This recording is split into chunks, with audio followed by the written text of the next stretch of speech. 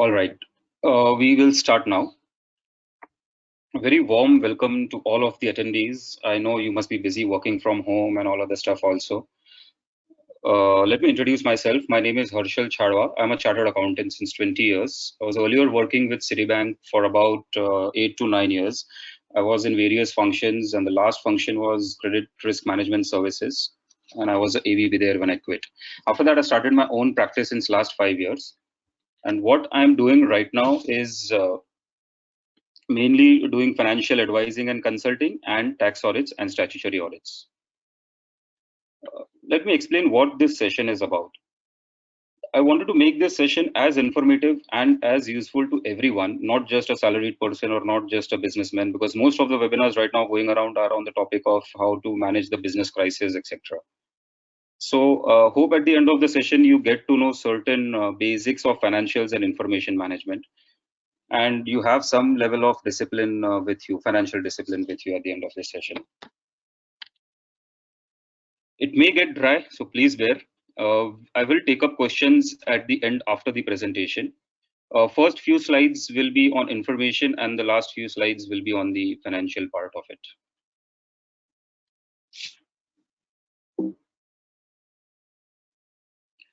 Physical examination of documents. Why do we need this? Now, these documents is to basically keep our house in order. We need these documents for opening of bank accounts, property registration, KYCs for credit cards, loans, etc. So we have to ensure that all these documents are properly maintained and we are on top of it. The original copies of PAN, passport, Aadhaar, ration card, check them for your spellings, check them for your date of birth. Again, your spellings in passport and PAN and Aadhaar card should be the same.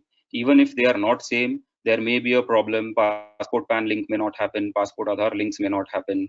So check for all of that. Verify your physical copies of your insurance policies, mediclaim policies, PPF passbooks, other investment documents, agreement copies of your properties, share certificates if you have any for the property or otherwise physical ones. Check for expiry dates and renew them accordingly for driving license, passport, other accounts, wherever expiry dates are applicable. Whenever make a tracker of it, and so that in advance you know that these are due for renewal, and accordingly you can take action. The next point is very important. Arrange your medical reports by individual family member and arrange them chronologically. Now, just 2 months back, I also visited our family doctor with my mother's reports, but all the reports were haywire. They were in 10 different files, so even doctor couldn't give proper time and attention to it. So what we did was then filed it chronologically. So the next time when I went to him, thankfully there was nothing serious, but next time when we went, he was actually able to see the reports correctly. But in this scenario, in today's scenario, this is very important. You never know when you may require to go to a hospital. So please arrange your medical reports by individual family member and arrange it chronologically. Arrange your jewelry bills chronologically. If possible, verify them with physical items. Now, what I mean verified with physical items is that you have a jewelry bill. Against that, you will have a physical jewelry item. Take a picture, take out a printout, and attach that with the invoice of that jewelry and maintain it in a file. All these documents, keep them in a very safe place, preferably in a fireproof vault. Bank vaults also may be a choice to keep these copies, but now again in today's scenario you cannot even go to a bank, it's not safe. So I would prefer that you keep it in a house in your fireproof walls. You have time right now, sort out your drawers. I'm talking in respect of all financial papers or any kind of papers that you have. Rearrange them, categorize them, sort them, file them in the respective files which you have. If not, make proper files and file them, and throw out your unnecessary papers. And this is the physical part of it. We also have to scan all these documents, sort them, categorize them, store them in a secure cloud network folder wise, so that it is accessible from anywhere. So in today's time, if you are stuck somewhere and if you are in need of something, you get these documents easily. We all know now what can happen and where a person can get stuck in today's time. So if it's on a cloud network, say a Google Drive or iCloud, it is safe, secure, and you can access these documents when you need it. And it will be easily, you can find them easily. And in case by some eventuality your physicals are also lost, it will be helpful for you. Now, DigiLocker app is an app which is an initiative of Ministry of Electronic and IT. This is the app where you can source all your identity cards, such as Aadhaar card, driving license, PAN cards. They can even source mark sheets. Even you can source registration of vehicle copies and all. These are all also accepted by the respective authorities. For example, Aadhaar is accepted by railways and the airports. PAN card is a valid eKYC document as per RBI regulations in this app. So it's a very simple, free of cost app. It is available on mobile and laptop. You can download it and you can use it to store your important documents. Again, everybody carries a phone today with them everywhere personally. So all your documents will be in your mobile, and it is as good as original. Documents sourced through this app are considered as original, as my last line mentions in this slide. I'll give you a few seconds to read this list of documents. This is a suggestive list of what all documents that you should maintain. Check and verify.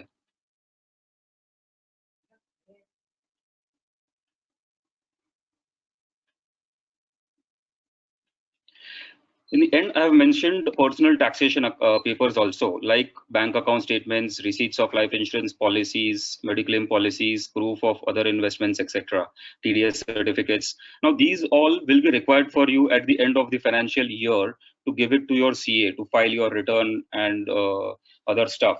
So it's not necessary in today's world to go there physically. You can have them on a cloud. You can then just email it them to your CA, and he will be pleasantly surprised to have these documents in email, and he can work on it.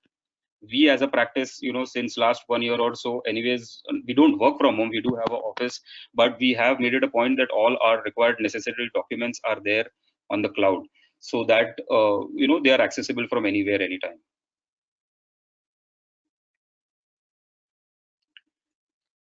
Digital logins. Now, what I mean by digital logins is you have today bank accounts with internet banking accesses, credit card accounts which have online accesses, demat accounts, policies. These are all financial kind of things. Then you have primary email IDs, secondary email IDs, social media accounts, wallets such as Google Pay, Paytm, other utility logins for your electricity accounts, your Vodafone, Airtel bills, and so on and so forth. So you have to consolidate all these digital logins in one place, note it down in a simple Excel or a hard copy. I will prefer an Excel. Now, you might ask that whether it is safe or not. Well, first of all, everyone, most of them now has a two password authentication step level. So you will also require a OTP to enter anywhere. And secondly, you cannot use single password for all. So you need to have different passwords for different kind of accounts. For your email IDs, you will have a different kind of password. For your bank accounts, a different kind of password. Again, what I would here suggest is, in terms of privacy in today's world, you better have 2 or 3 different kind of email IDs. Probably you can use one email ID which you give to all of the people, so that that is like your public email ID, and you can store the all the required documents, the private and confidential documents, in another email ID which you don't share it with anyone, so that the drive that you are accessing through that email ID is not shared with anyone. So the chances of that particular thing getting hacked or being unsecure are very minimal. So why is again this important? Because in today, like one of my friends who is outstation from Bombay went before lockdown, got stuck there, cannot come back to Bombay. So again, they don't use debit cards. So how will, I mean, after a few days they are short of cash. So if you have this information available, if you have bank accounts with internet banking, so you can withdraw cash from anywhere, or at least you can use e-money. So all this is important in today's term, and going forward, it will be very difficult to do away with these kind of payment options. So consolidate all these things under one roof. I'll share a format with this, how you can maintain. This is just an illustrative example of an Excel file where you can maintain the login user IDs and passwords. You can have your own formats also. These are just illustrative for you.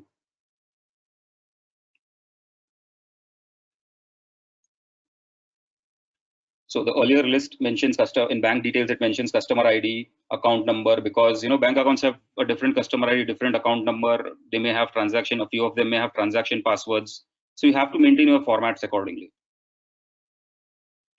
This contains the bank's other details, such as what is the IFSC code of the bank, what is the MICAR code, what is your debit card related to that particular account number, what is your withdrawal limits, etc.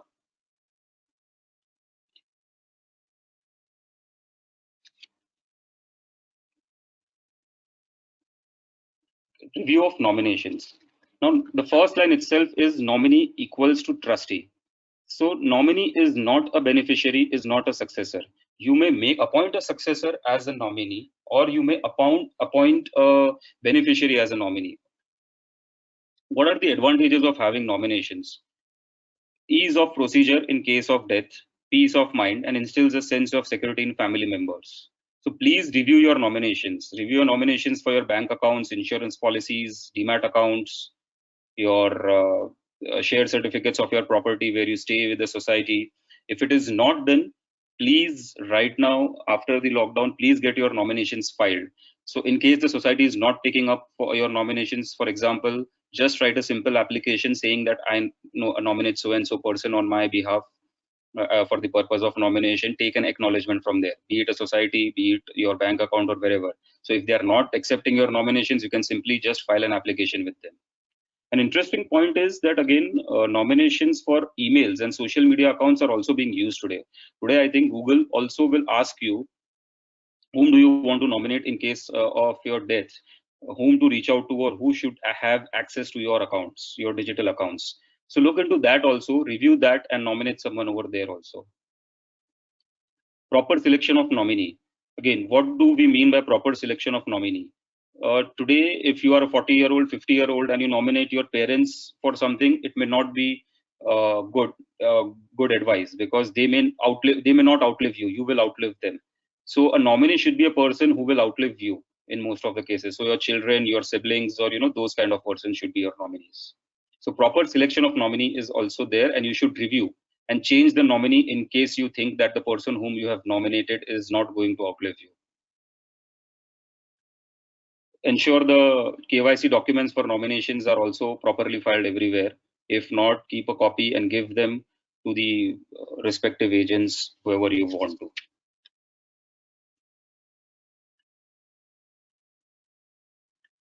So now we have done all of these things. We have reviewed our documents. We have checked our nominations.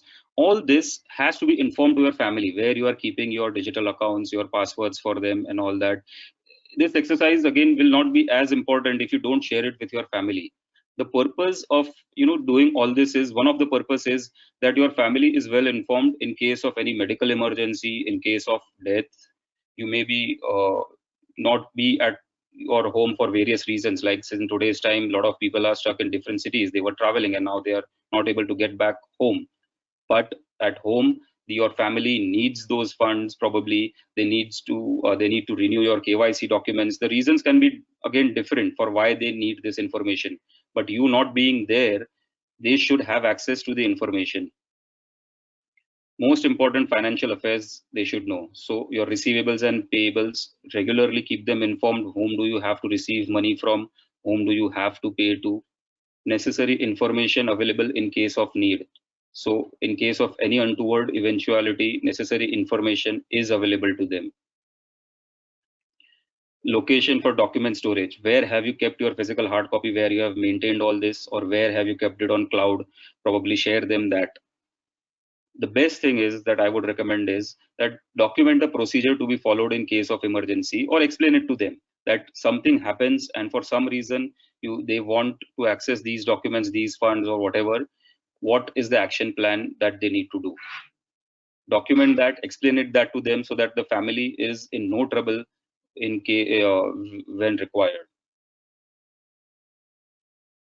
Now, an example in case is, I myself was traveling 3 or 4 years back for a road trip to Ladakh. So we would be, for 36 hours, we will be out of reach and out of coverage. So it's not a medical emergency. It's not any kind of a critical situation. But if KYC documents need to be renewed by my wife here, and she doesn't know where my documents are, the work will get delayed and it may result in losses. So thankfully, she knew where everything is, and that's how it helped her, and things got processed, even in my absence, and even when she couldn't connect to me or speak to me over the phone. So these were all the information aspects which I wanted to share with you in this current times, that you can take care of, you can review it, and you can check it. We now move on to certain slides which will help us gain how to manage and plan for our personal finances. Now, all these topics which I have covered here, may require discussion for a full session. So what I have tried to do here is cover it, or just the basics, whatever is on top of the mind, in a short span of time. Based on your feedback, we may be able to do in future detailed discussions on a few of these topics. The first topic here is insurance, medical insurance. We can't, everybody has now understood the importance of the medical policies that we should have. What are the points that we have to take care of? What is the amount covered right now for our medical policies? It may not be enough for an eventuality for a life-threatening disease. So please check that whether the amount covered is good or not. My personal advice would be that you should at least have a policy of around 5 lakhs for one family member. You can have family floaters also, but then again, if it's a family floater, you need 20-25 lakhs of insurance policies. Again, here I have a personal experience to share. One of my friends' father didn't have medical insurance. His medical insurance lapsed. They didn't check the expiry. They had to bear all the medical expenses. So keep a tab on your medical policies. Check for expiries. There may be a case where you have developed a disease or an ailment after you have purchased or bought the medical policy. You need to update that with your insurer. If you have not updated a disease which you have contracted after you have bought the medical policy, you may not be able to claim for it. So please take note of that also. A lot of salaried people have medical policies covered by their corporates, which is good.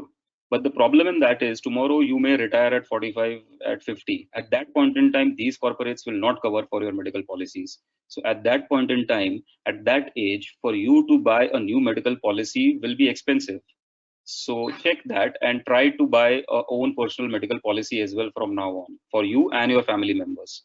A lot of corporates also give medical policies for your dependents, for your parents. Check in detail what they cover, what they don't, and accordingly act. Don't just say, "Ha, mera medical covered hai, I'm not in a problem." You need to review all these documents. Just simply having a medical policy is not enough.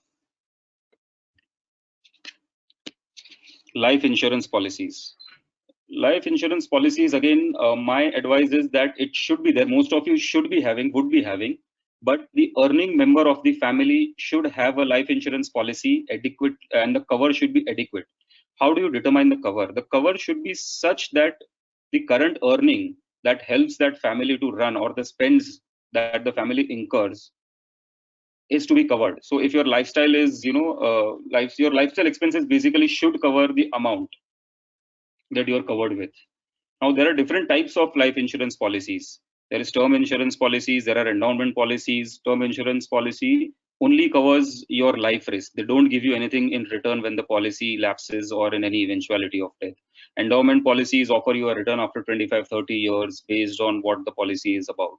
So again, that is up to you which policy you select, but be aware of what you are doing. Don't just, you need a specialist or an agent, but also from your end you have to check that what are you getting into, what kind of policy are you buying. Select the insurer. Now the insurance industry is very young. They have started 15-20 years in India, the private companies, that is LIC is there, but the other private companies. So check the reputation of the company, get references from few people whether the company is good or no, the claims are easily passed or no, and after that decide on a life insurance policy. What many people neglect is general insurance policies.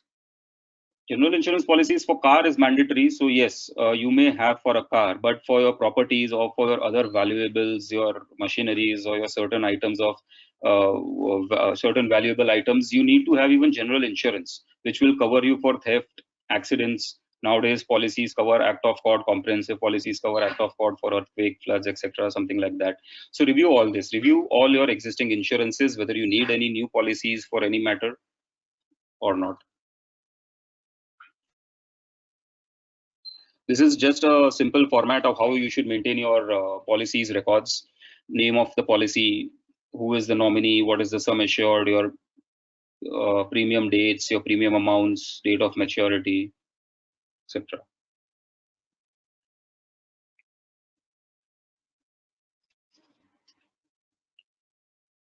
Okay, investments. Investments, first of all, the very basic thing of investment is you need to know what do you have as an investment. You would have invested in a mutual funds or shares, 15, 20 years back, and now you don't know. So please get and make an exhaustive statement, summary of the total investments, exhaustive statement of your total investments, first and foremost.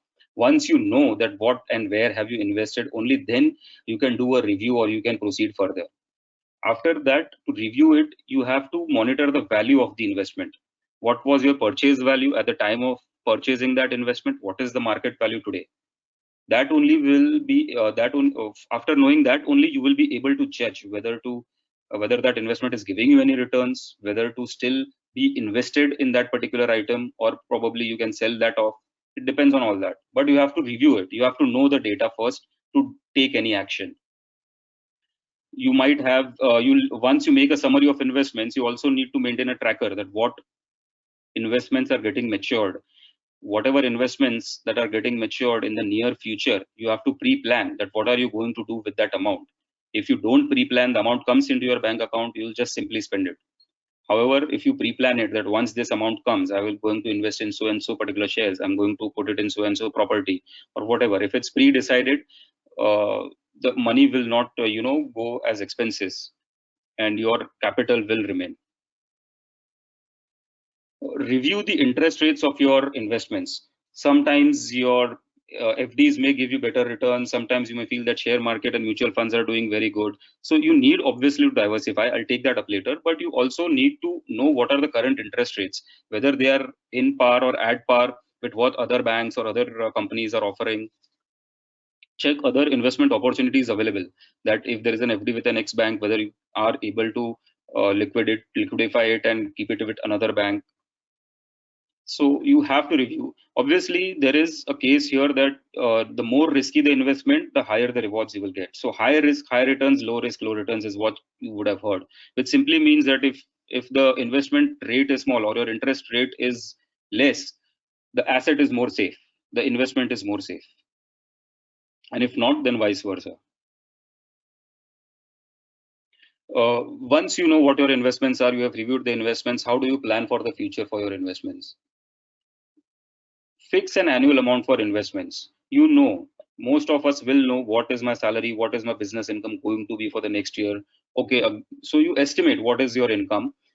At least 15 to 20%, I would advise you keep it separate for investing it in certain securities or real estate or wherever you may wish to.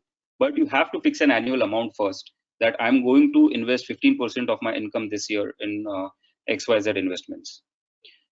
How do you select that? You have to decide your goals out of the investment, that whether your goals are short term, you want to buy a car, you want to go for a trip, you want to repair your house or something like that after 2 or 3 years, so then you invest accordingly.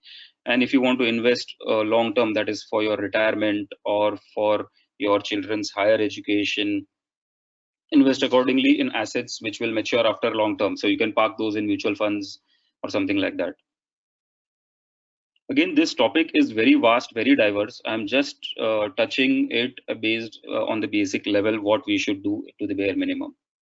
You should know what risk your investments carry. You have investments in shares and mutual funds. They always give a disclaimer. They are subject to market risks. So they are obviously more risky than a fixed deposit. A property again is subject to property market valuations. It may give you high rewards, but again, it's highly risky. Liquidity. Again, liquidity is a factor which you need to know. Your shares, your FDs, you can easily convert them into hard cash, and whenever required, you need some money for some medical emergency or for some other purpose, immediately, you cannot sell off a property. You will have to liquidate your shares. You'll probably break your FDs or something like that. So that is what your liquidity assessment means, that you shouldn't be invested only in liquid assets or in illiquid. Again, you have to be properly balancing between the both. You have to value add to your existing investments. Till date, suppose if you are highly invested in shares or mutual funds, try to right now diversify and put into other investment modes such as properties, or for that matter, if you want to go for less risky investments, then you can go for FDs or something like that.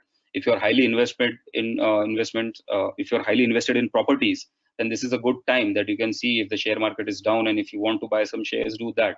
So diversify. It is necessary. It will value add to your existing investment. Investment is going to be our weapon against inflation. Your money's value is going to depreciate day by day. What investments you make, what returns they will fetch, that is going to determine your savings are ready for inflation or not.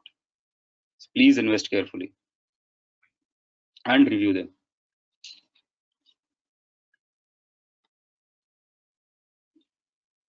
Importance of will. Again, this is a topic which can go on for a session. I'll just try to explain you why a will is necessary or what is the need of a will. The first line itself says tomorrow is not promised and life circumstances can change. Now, the current situation is the best example of this. You don't know what is going to happen tomorrow. So if there is no will, the assets that you own will be distributed amongst your successors based on the legal acts right now prevailing. But if you have a will, you will be the owner or you will yourself decide how your estate will be distributed. You can, in the will, you can mention who will be the guardian of your minor children at the time of making the will. Now, when you are making a will, you can also specify that if you want to gift someone, like your friends or distant relatives. Now, these people may not be your successors, but you still want to gift them something after you die or you die immediately. So those people will be covered here. Or if you want to give donations to some charities, again, your successors may not donate, which you wish to, but if you have a will, then it has to be done, and those donations will be done or made after your death. By way of a will, you can disinherit individuals. So you have a certain people, a certain successors, your children whom you don't want your assets or you don't want to distribute equally, you can disinherit by a way of a will. If you have remarried, you do, I mean, something of that sort. So you can disinherit individuals here. You have a will, it will avoid legal challenges and lengthy procedures. So your court procedures will also be simpler. There will be lesser chance of an opposition for your will if it's executed properly. So you definitely need to go to a specialist advocate or a solicitor. We can also get have you in touch with them. But you need to have a specialist doing a will for you.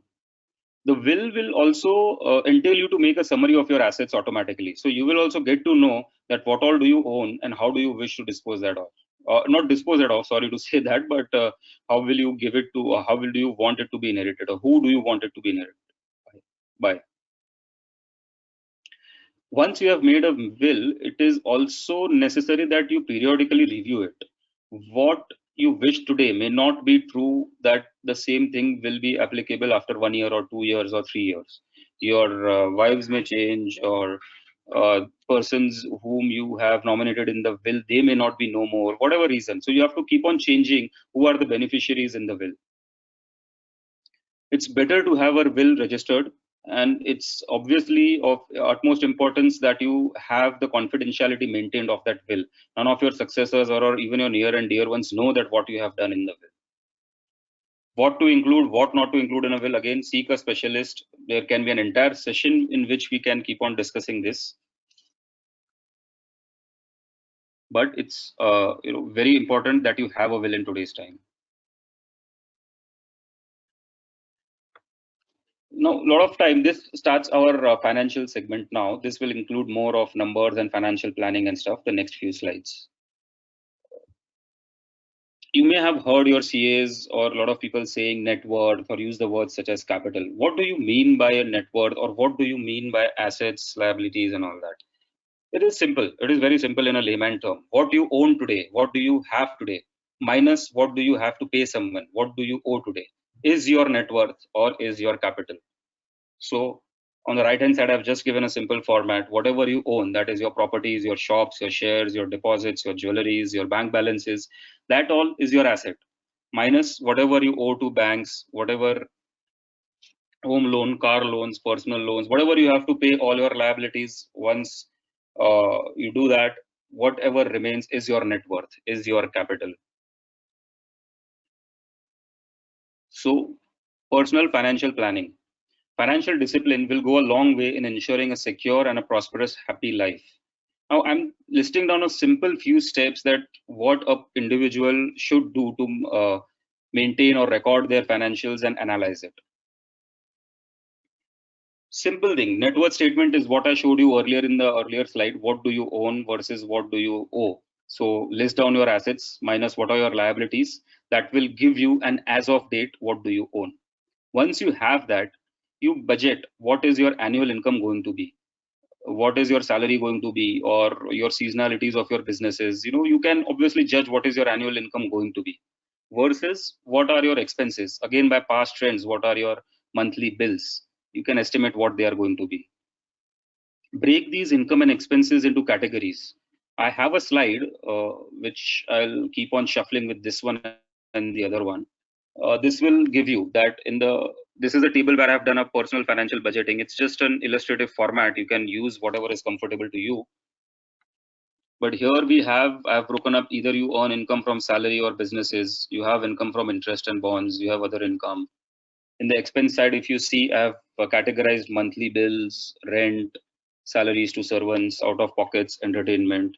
So whatever in your current financial scenario, where do you get your money from and where do you spend money to? This is what you have to categorize, make a budget. So I've written in this slide allocation of budget to each category based on your past trends, your seasonalities of business, your salaries, your bonuses, etc. You can make this monthly, quarterly, annually, whatever you prefer.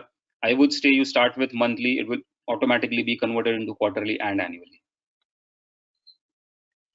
A very important point in doing this exercise is your expenses cannot exceed your total income. Otherwise, you cannot spend more than what you earn. So that is a simple logic here. So whenever you are budgeting, ensure that if you're earning rupees 100, you are spending only 100 rupees along with your investments in that. So I'll explain you by way of this table from now. Here I have prepared a monthly budget. So I'm going to earn from certain categories and my monthly budget will have certain categories of expenses of monthly bills, car expenses, entertainment, etc. Then I have to record, do a day-to-day maintenance, or whenever you get time, dedicate a certain amount of time in a week or in a day that you will maintain this record, and then put those figures here against that your budget was 10,000 and you have achieved 9,000 in expenses for monthly bills. Your budget for rent was say 5,000 and you have managed to achieve it 4,800. So each category wise, once you record your actuals for the month of April, for the month of May, for the month of June, just an example. So you'll get a fair idea that your budget was to spend 3 lakhs in this quarter, but you have actually ended up spending 2,89,000 only. So you have a 10,000 of excess in this budget.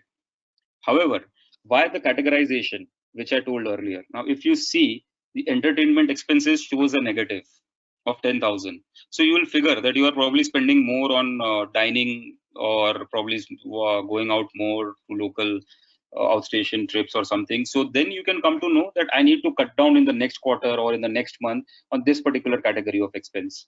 Whatever is necessary, you will have to do. But at least by this, you will record that what you are paying, is it okay or not in terms of your income, that what you are earning today. Sorry. So at least you have to start making a record, if not budgeting, that where is your money coming in from and where is your money going out to. Now, this format is representative. You may want to write it down in a book or something, or probably there are a lot of mobile apps which help you do this today, or this is a simple Excel, whichever is convenient, but at least start doing it.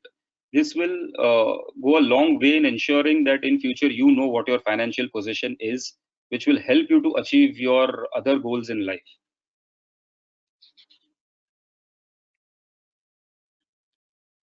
Now, last topic which I want to cover here is cash flow management in the current scenario.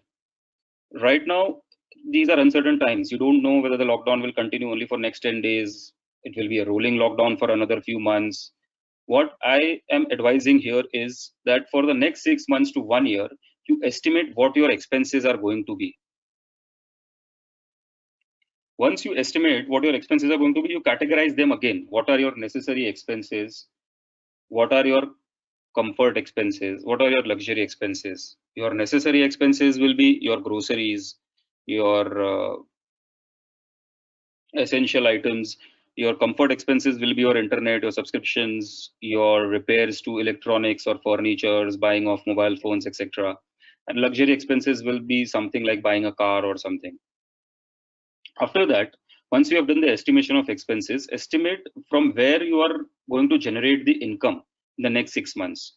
Whether you are going to get your full salary, whether your salaries are going to be reduced in the current scenario, your business is being impacted by this scenario. So whether your again business earnings will be there or not be there, what are your savings, your FDs and all that will also give you that or no. Accordingly, estimate your income for the next 6 months to 1 year. Estimate your current liquidity and identify other current assets to be liquefied in case of requirement. I'll explain this point in the next slide, what I mean exactly by this. Once you have done estimation of income and expenses for the next few months, defer all your unnecessary expenses till your situation improves. Till not yours, but this situation improves. The overall situation or scenario improves. Defer those. Please do not do those unnecessary expenses now. Discontinue all your faulty cash withdrawal practices. What I mean here is a lot of business owners don't have a specified schedule from whereby they withdraw money from their business. They do it very in a very unorganized way. They will withdraw money from their businesses. Even salary people withdraw from ATMs will be very haphazard. Today they'll remove 500 because I have to spend somewhere. Next day they will remove another 1,000. They don't budget or estimate that for next 15 days or next 1 month I will require so much amount and I'll withdraw so much from my ATM. Similarly, the business people, they don't know the business will probably get impacted with this irrational withdrawal of cash from their businesses. So discontinue those faulty cash practices, not just right now. It is a very good practice in our regular financial life as well. Having said that, do not do unnecessary expense. Please continue your regular investments, whether you have investment in SIPs or whether you have investment in any regular mode of investments. Please continue them. Do not discontinue them. Optimal utilization of spending resources, that is whether you can spend certain amounts through credit cards or e-wallets or etc. Is it giving you some kind of cash flow leverage? Then please use them. But my next point clarifies that use this only if interest costs are not going to get incurred. The RBI right now has given or asked the banks, told them that you do not collect or do not collect payments from the due for the dues, your whether it be EMI for home loans or for credit card dues or whatever, in whatever be the nature of your due. However, they will incur interest cost to you. So today, if you delay your EMI home loan or you delay your credit card payment, you will not be charged penal interest or late fees, but you will be charged regular interest. Regular interest for EMIs may be whatever your home loan prevailing rates are, but for credit card dues, it may be around 36%, it may go up to 48%. So please do not use this moratorium pay benefits. Only if required, use those. Interest costs will be occurred and you have to plan for them. You have to pre-plan from them if you are going to do that. Many people having high net worth may think that this current scenario may not affect them. Well, their net worth may be high, but right now the question is of cash flow. It is of liquidity. So you may have a lot of net worth, but this is necessary for us also or any person, because you don't know where these cash flows will come from in this current scenario. So prepare a cash flow statement, a simple Excel, which is in my last slide, next one. So here right now today, along with some cash in my hand and some bank balances, say I have 80,000 rupees. I know that my salary is going to be reduced or my business is not going to give me income in the current 2 to 3 months. So if you can see, my income projections are very low right now. I'll earn from some interest, some rents or something. So whatever income I estimate I'll earn, I have certain outgoes. I'll have to keep on paying my monthly bills. I'll have to keep on paying my society maintenances or rents. If I have servants, I can probably give them salaries. So these are the estimation of expenses. Each of us will have different kind of expenses which we have to incur right now in this situation. Note them down. So once you do this, so for the April month, we have 80,000 of cash flows. Closing balance is 50. So okay, I have 50,000. Next month, this 50,000 becomes my opening. I have certain incomes. I have certain outflows here, and I have 15,500 now. So what happens is, when a payment like LIC premium, it is an annual premium, but it comes in July. And that time we may face a negative cash flow. we, in spite of, I'm getting salaries, I'm doing all my expenses, but because the current scenario, I'm not earning what I'm used to, usually around 1 lakh or whatever, and now I have to make a payment of LIC premium of 25,000 and my cash flow is going negative, I'll realize that I have to raise certain funds for making this payment. And that is the time when you decide that from where will you raise these funds, whether by way of a credit card is good enough for us, whether you have to sell some shares, some SIPs, you have to liquidify some mutual funds, what you have to do, that you will have to decide. Pre-planning it will help you know that where will you stand in the next 5-6 months. It will help you manage your cash accordingly. It will help you until not to spend on unnecessary items or anything. If you are going for a moratorium period, or if you're going for a borrowing to, in this period, please pre-plan that how do you plan to repay those loans or those borrowings. Without that, I would discourage you to go in any kind of these things.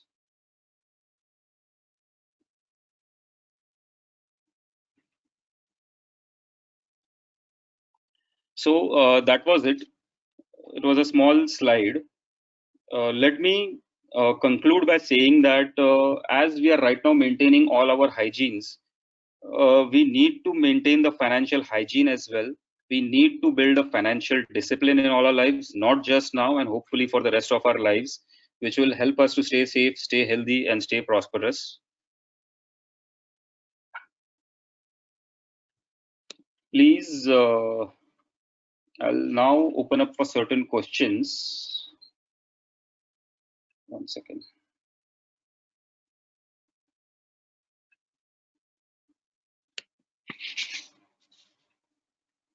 So you guys have a question tab at the right of your this thing at the right of the screen. If you have any questions, you can ask me right now. You'll have to write it down, I guess.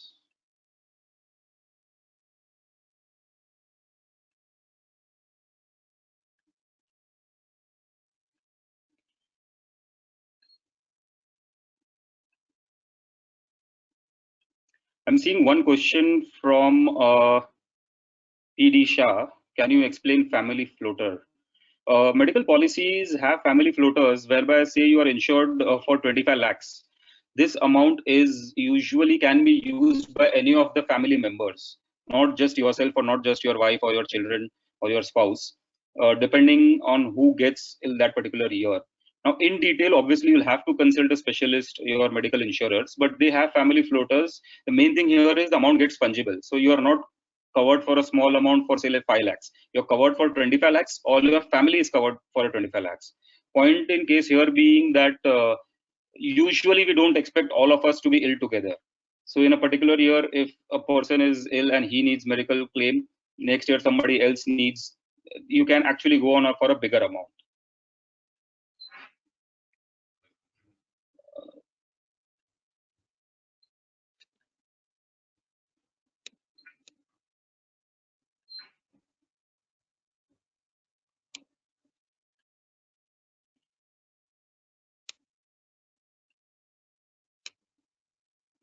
There is also an option for raising hands. If you have any questions, you want to speak to me, I can unmute you, because if I unmute all together, then will be a lot of commotions. So please let me know that just raise your hands and I can unmute you. There is the option to raise your hand in this webinar.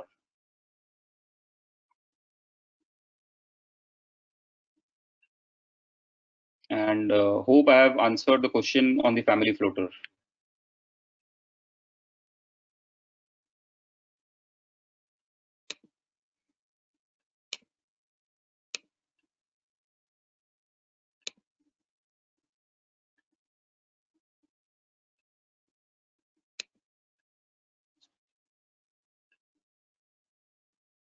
So there are a few more questions.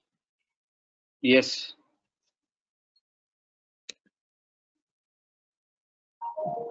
Girish has also helped me in making this webinar possible. So a lot of thanks to him also. Most welcome. I think PD Shah has one more question in terms of Yes. how it adds value to your medical policy. He's asking about the family floater. As I told you, if you go to remove a policy for yourself, say a premium of 20,000 would fetch you a policy of around 5 lakhs. Now, if you go for a family floater in 20 or again say 21, 22,000, you can probably go for 10 lakhs or 15 lakhs of a family floater. So the individual limit of each of you increases, is the benefit.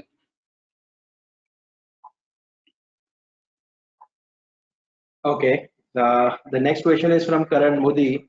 His question is, cash withdrawal limit mentioned on credit card is inclusive of the total card limit or exclusive of it?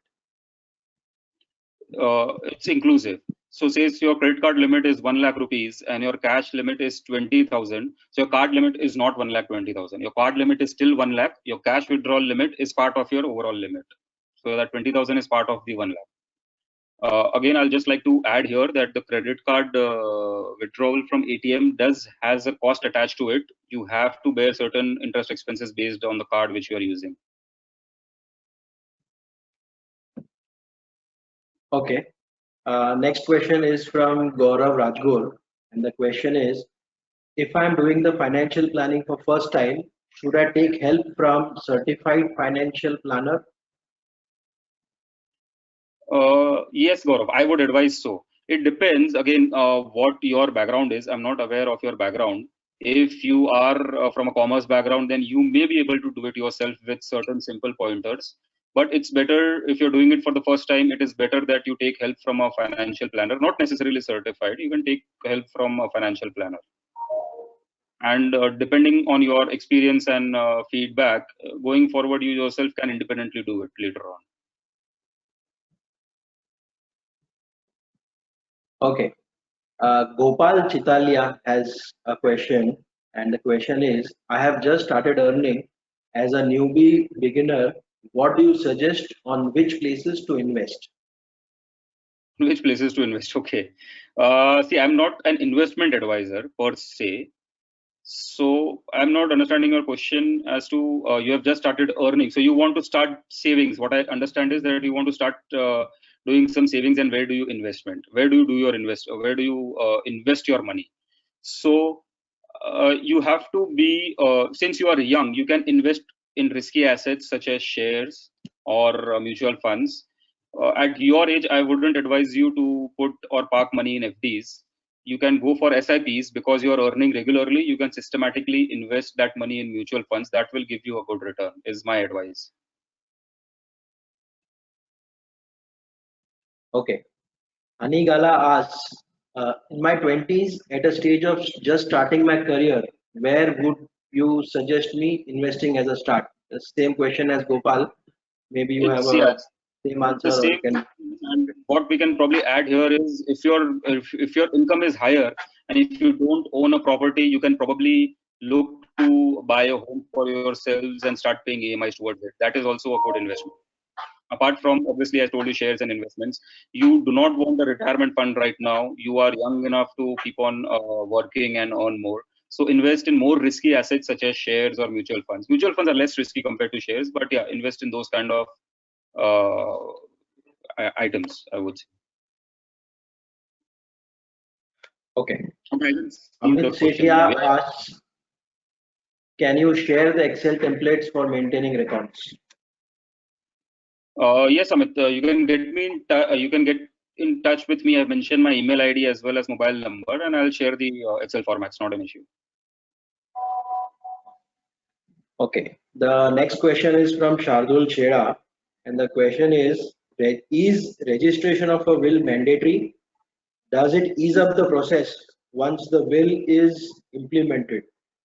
By this, he means once the maker of the will deceases, will the registration process ease up things? Yes. So certain states, it is mandatory to have a registered will. This is governed by state laws as well. You have to consult a lawyer to answer most of your questions because per se, they'll be the best judge to answer you in terms of the assets that you own. But yes, registration is mandatory in certain states today.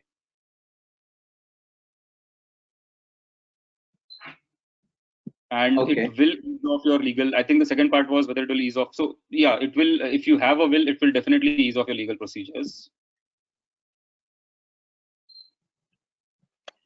Again, in the Okay. point of will, it's a very big topic. So we can have an entire session. I'll be rolling out a survey after this webinar. All of you will get this in your emails, whereby you can share your thoughts. Which topic would you like to gain more information on? Will is one of them. So basically, we'll see if we can do a session on that in detail with some experts also on the panel on that. Okay. Can we move on to the next question? Yes. Next question is from Paras Sangvi, and the question is, how do you plan for uncertainties? For example, something like the current situation because of COVID-19, the income sources might suddenly dry up, and it's very difficult to estimate how long this might go for.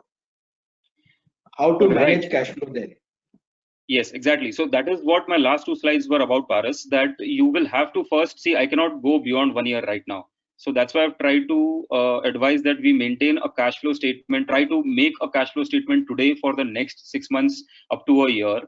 What will be your future expenses? If you don't have any incomes coming, you have to determine from where you can get money. I mean, whether you have any savings, whether you have any funds.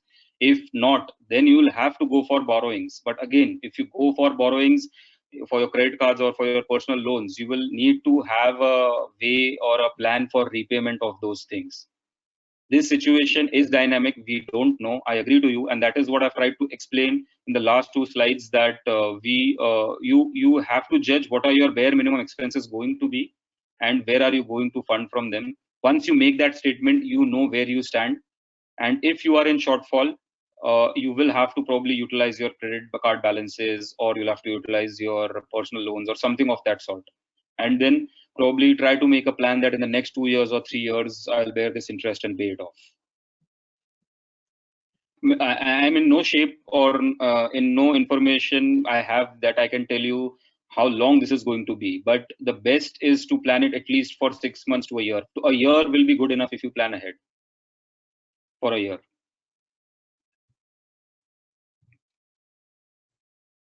Okay.